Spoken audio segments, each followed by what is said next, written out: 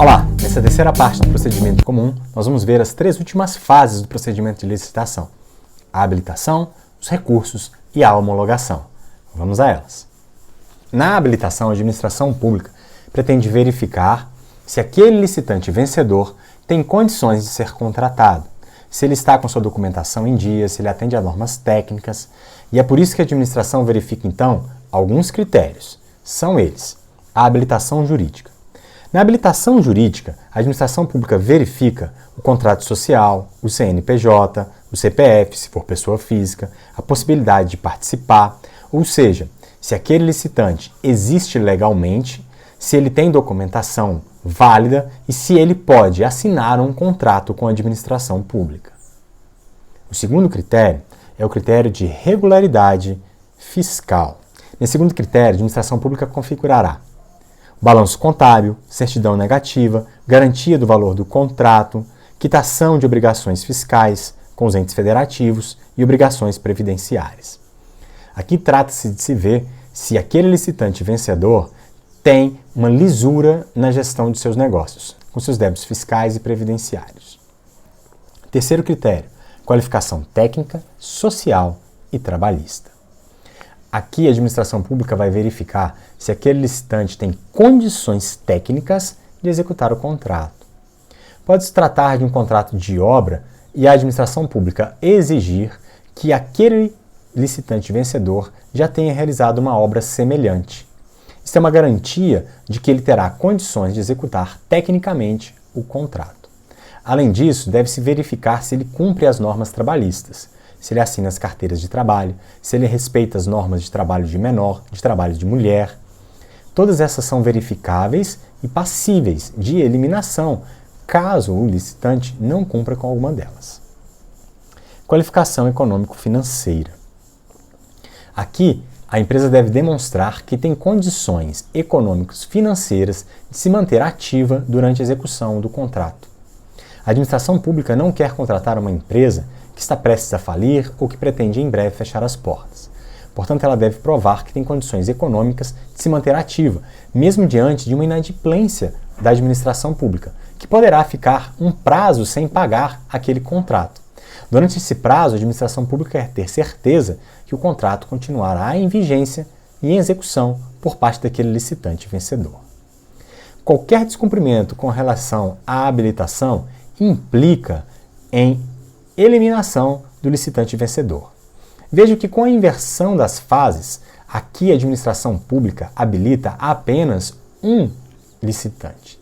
É o licitante que teve a melhor proposta de acordo com o julgamento. Se esse licitante é eliminado na fase de habilitação, a administração pública deve chamar o segundo colocado na fase das propostas e julgamento das propostas para então habilitá-lo. E mais uma vez, ele deverá passar por todos os critérios de habilitação. Mesmo se houver apenas um licitante, a proposta dele deve ser analisada de acordo com o critério de julgamento e a habilitação dele também deve ser realizada. Caso ele não cumpra algum critério, ele será eliminado e aquela licitação será declarada deserta. Podendo a administração pública optar, se for o caso, por uma dispensa de licitação e realizar a contratação direta, ou realizar um novo certame licitatório, no qual ela pretende, então, ampliar o seu leque de opções, contratando uma nova empresa. Estando a empresa habilitada, nós chegamos à fase única de recursos. Essa fase única de recursos diz respeito a ser o momento único em que se vai julgar os recursos. Mas os licitantes participando daquele processo de licitação devem manifestar o seu interesse de recorrer no momento em que ocorre a suposta ilicitude.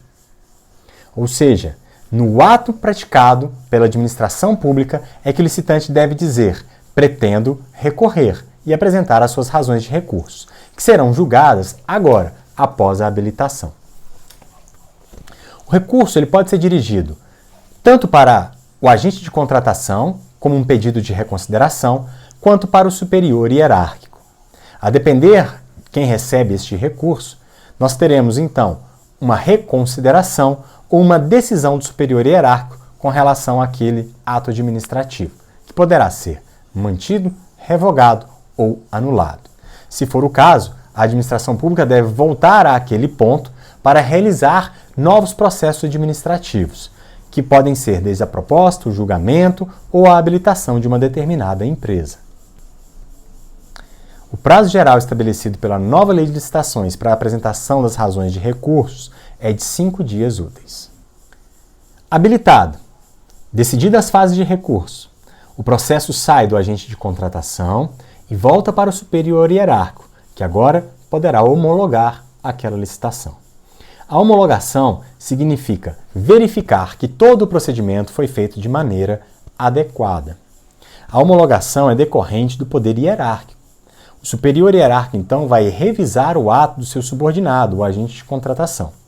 Se está tudo nos conformes, ele vai homologar e adjudicar o contrato, ou seja, trazer o licitante vencedor para iniciar a contratação e execução daquele contrato.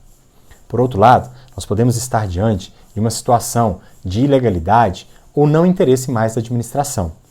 E aí, de acordo com a súmula 473 do STF, o superior hierárquico poderá anular ou revogar aquela licitação.